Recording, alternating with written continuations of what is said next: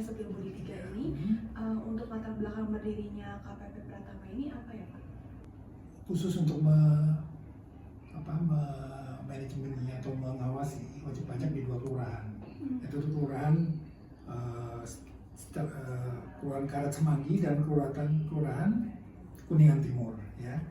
Nah, dulu ada namanya KPP Setiabudi 4, ya. Itu banyak wajib pajaknya dialihkan ke kita karena KPP Setiabudi 4 ini sudah dilikuidasi, gitu. Jadi kami sendiri didirikan tahun 2008. Ya, jadi paling tinggi ada beberapa kantor dan membawai beberapa seksi, yaitu seksi pelayanan, pertama yang di lantai 1, yang di lantai 2 adalah seksi umum dan kepatuhan internal, dan ada seksi P3 yaitu pemeriksaan, penagihan dan penilaian, ya.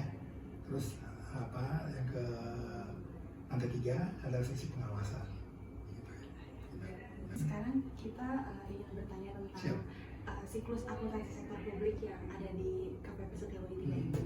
Yang pertama untuk bagian perencanaan, itu bagaimana proses perencanaan keuangan yang ada di KPP Pratama Jakarta Setio Budi III? Perencanaan biasanya kita mulai dari sudah akhir tahun, ya. Setelah akhir tahun kayak sekarang ini, umpamanya tahun 2025, kita sudah rencana mulai November 2024 itu. Kita sudah rencanakan tahun 2025 nanti kita mau action apa, gitu ya. Berdasarkan sejarah atau realisasi tahun 2024 itu. Tahun 2024 itu sudah ada realisasi apa, nah kita akan rencanakan tahun 2024. Itu penting karena apa? Realisasi, ya, perencanaan dan realisasi nggak boleh sampai miss terlalu jauh. Karena apa? Kalau dianggap terlalu jauh berarti nggak pinter ini yang bagian merencanakan ini. Sampai entah itu kurang atau lebih, ya, jangan sampai gitu. Nah kemarin kami agak terkendala dengan adanya pemangkasan anggaran kemarin. Ya, pemangkasan anggaran gila-gila, jadi kita terpaksa revisi lagi gitu. Ya. Selanjutnya, siapa saja pemangku kepentingan yang terlibat dalam proses perencanaan? Oke.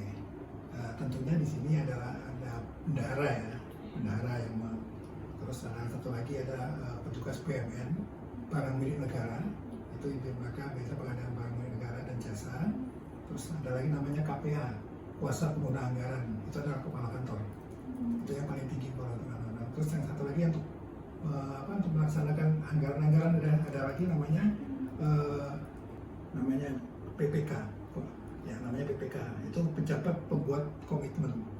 Kalau Pak itu pejabat komitmen adalah kepala seksi yang ditunjuk, jadi nggak semua kepala seksi, dan itu harus punya sertifikat semua, sertifikat sebagai PPK itu ada sertifikat, ini nggak sembarangan gitu. Ya. Yang pertama itu bagaimana proses penyusunan anggaran di KPP Setio Budi III? Ya, seperti saya bilang tadi, ya, jadi anggaran itu sudah disusun dari akhir tahun kemarin untuk tahun ini, ya, dan itu yang paling penting tidak boleh terlalu jauh jaraknya antara anggaran dan rencana anggaran dan realisasi, karena itu menyangkut mengenai masalah. Jadi kalau terlalu jauh itu berarti kita nggak pintar untuk merancangnya gitu. Dan itu tentunya akan kita usulkan dulu ke kantor pusat. Nanti mereka akan menyetujui apa enggak. Kalau mereka harus merevisi, ada beberapa pos yang direvisi, kita revisi lagi, kita ajukan lagi sampai disetujui oleh mereka. Dan itu yang jadi patokan kita untuk merencanakan anggaran di tahun yang bersangkutan. Gitu. Bagaimana pelaksanaan dan pemantauan anggaran yang dilakukan di Setio Budi III? KPP Setio Budi III. Begitu ya. Jadi gini, setiap bulan itu kita melihat berapa anggarannya, berapa yang sudah dipakai direalisasikan. Nanti kan kita sesuaikan terus. Kalau terlalu jauh kebanyakan, berarti kita harus agak stop dikit kita. Kalau sebaliknya kalau ternyata masih kurang, kita harus cepat-cepat menyesuaikan anggaran itu gitu. Jadi kita seperti prinsip tadi, jangan sampai terlalu jauh jarak antara itu. Gitu. Dan itu dipantau terus. Masa kita tetap berkoordinasi dengan kantor pusat, apakah berkenan boleh atau tidak gitu. Tetap dipantau gitu. Apa saja tantangan yang dihadapi dalam realisasi anggaran? Oh gitu. Nah yang pas ini tanya. Jadi gini, pada awal tahun itu kita sudah fix ada anggaran sekian. Tapi ternyata ada instruksi presiden nomor 1 tahun 2000 dipangkas semua, dan pangkasnya nggak main-main loh. Umpamanya ada biaya, ini salah satu contohnya. Umpamanya contoh ada biaya anggaran untuk operasional kantor. Itu potongannya dipotong loh, 90%. Jadi umpamanya kita ada 100 juta. Kita cuma 10 juta dapetnya. Jadi bukan dipotong 10% jadi 90%, itu dipotong 90%. Nah, bayangkan lah, ya, Pak catering namanya ini dari uang saku dari rumah 100.000.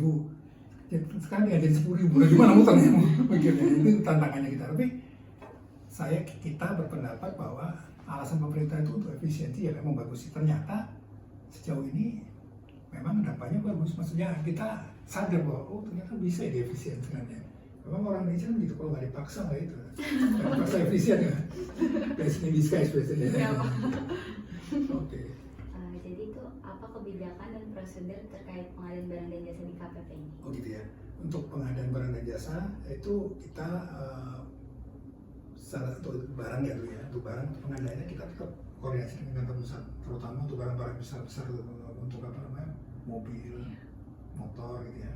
Nah kalau umpamanya kecil-kecil seperti peralatan kantor itu kita tetap berkoordinasi dengan BPK dan itu. Dan kita juga sesuaikan dengan prosedur yang ada. Jadi kita tetap mengadakan perbandingan mana yang murah gitu ya. Tetap aja gitu ya. Jadi seperti itu sama seperti perusahaan. Nah, jadi mana yang murah dan memang kualitasnya bagus tapi ya itu kita.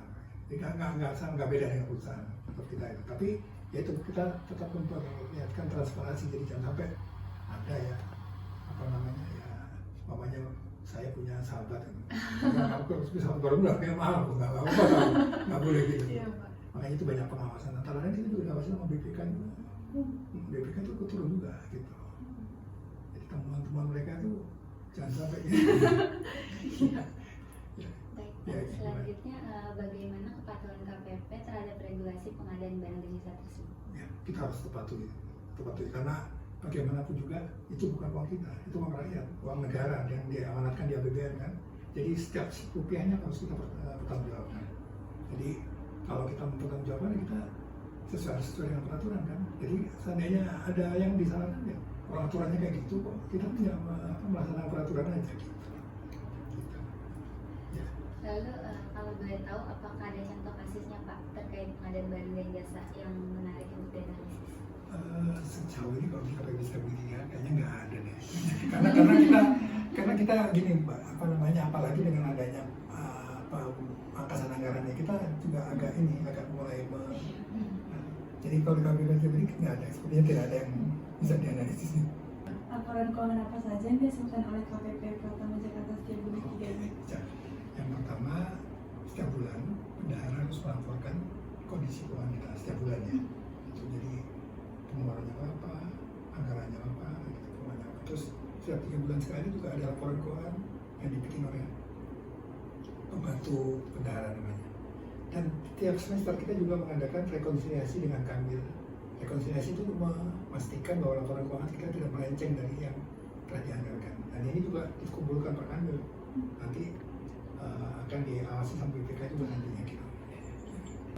Tentunya kita pakai standar akuntansi pemerintahan ya. Nah, gitu jadi sebagaimana pemerintahan yang berlaku seperti itu.